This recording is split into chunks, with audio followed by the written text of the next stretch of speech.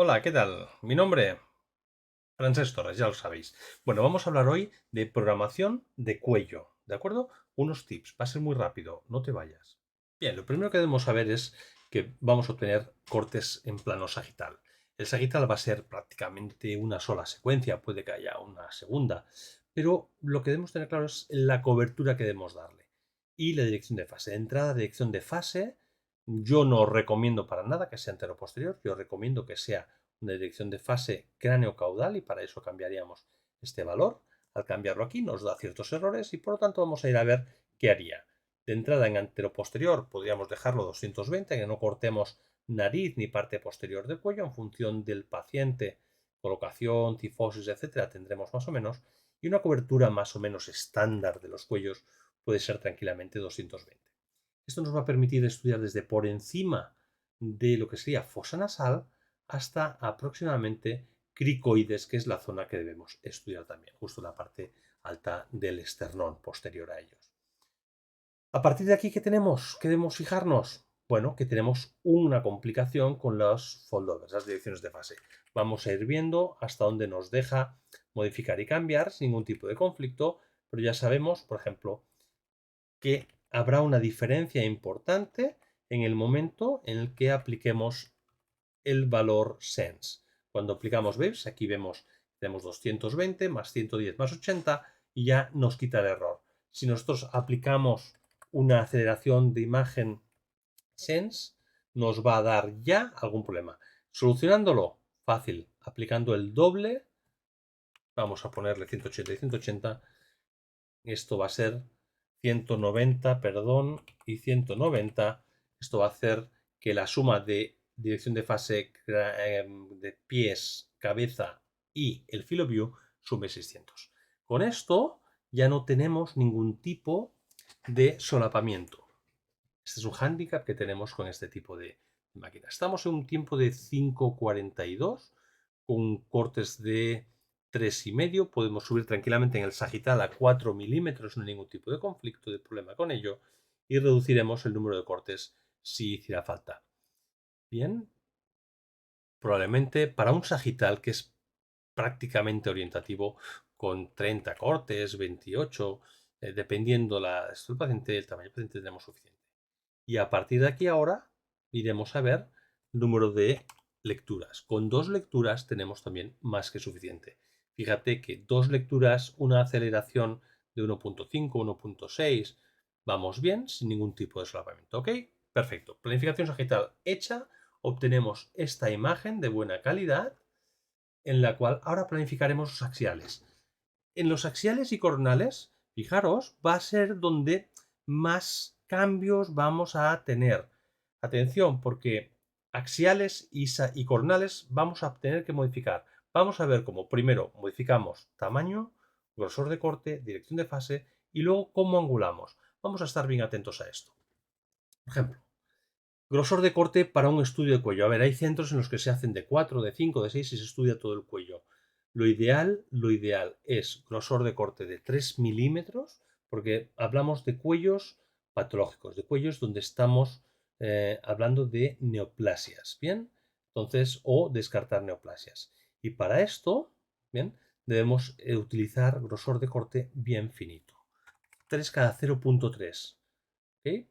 Vamos a poner tranquilamente 36 cortes, 32 cortes. Tranquilamente, con 32 cortes tenemos suficiente. Hombre, no, francés, nos dejamos todos por estudiar. Sí, pero vamos a hacer un estudio muy dirigido. Un estudio dirigido. Imaginemos que tenemos que estudiar la zona de orofaringe. Bien, pues haremos toda esta zona de aquí. Bien. ¿Y angularemos con qué? Pues tendremos como referencia el paladar duro. El paladar duro es este. Si angulamos con el paladar duro, fijaros, ya no necesito hacer nada. Paladar duro, lo coloco aquí, agarrando toda la orofaringe y aquí envío todos mis cortes finos con esta angulación. Que sobre el plano axial esté bien orientado, dejando mitad bien orientado aquí, y que sobre el coronal también exactamente igual, sigamos la línea media de esta zona del cuello. Perfecto. Esto sería la angulación y el grosor de corte. Dirección de fase, yo no recomiendo antero-posterior, tenemos momentos de deglución. Lo mismo, yo iría a hacer una dirección de fase lateral, tengamos un buen filo view, por ejemplo RL como es más estrechito esta zona y no tenemos hombros por medio, podíamos dejarle un field of view tranquilamente de 170. Bien, en este paciente. Y el foldover suppression lo podríamos incluso recortar y poner más pequeñito. Porque no tenemos prácticamente, incluso lo podríamos prácticamente eliminar, porque no tenemos anatomía aquí que nos vaya a solapar por los lados. Fijaos aquí tampoco.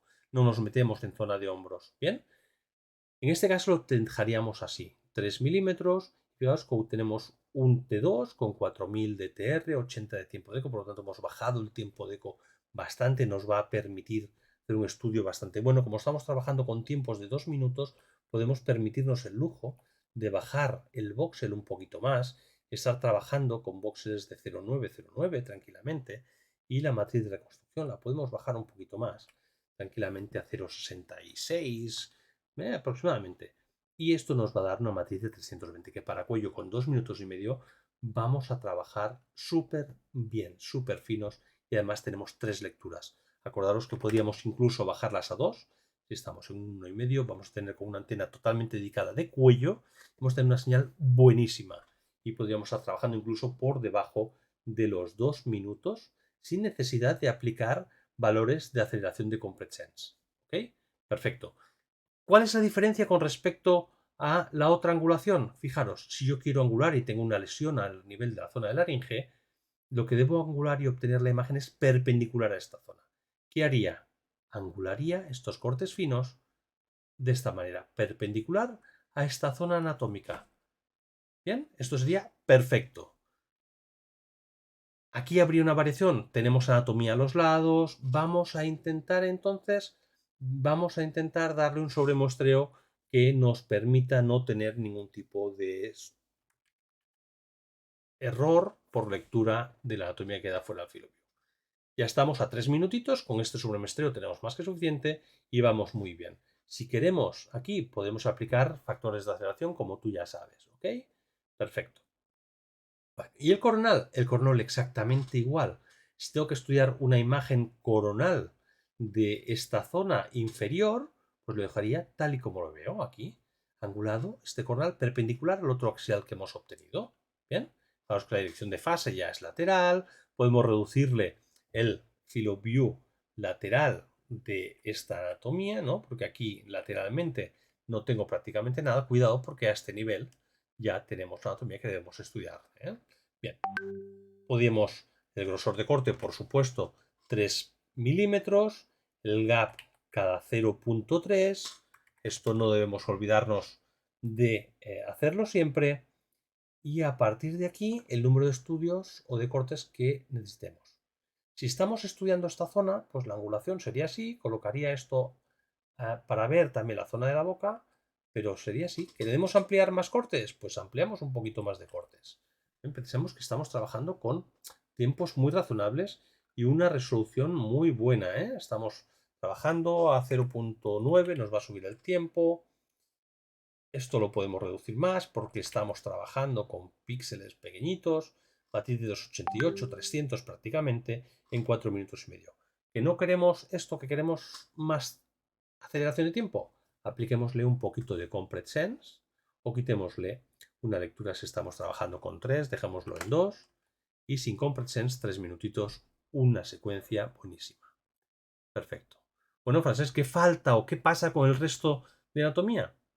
¿Qué es lo que sucede si yo tengo que estudiar el resto del cuello? Bueno, estudio localizado, focalizado, secuencias T1 anatómicas, secuencias T2, T2 FATSAT, siempre de la zona patológica. Vamos a identificar muy bien los tejidos, la relación de la patología, la anatomía, cómo se comporta y la relación de la patología con el resto de anatomía que tiene alrededor.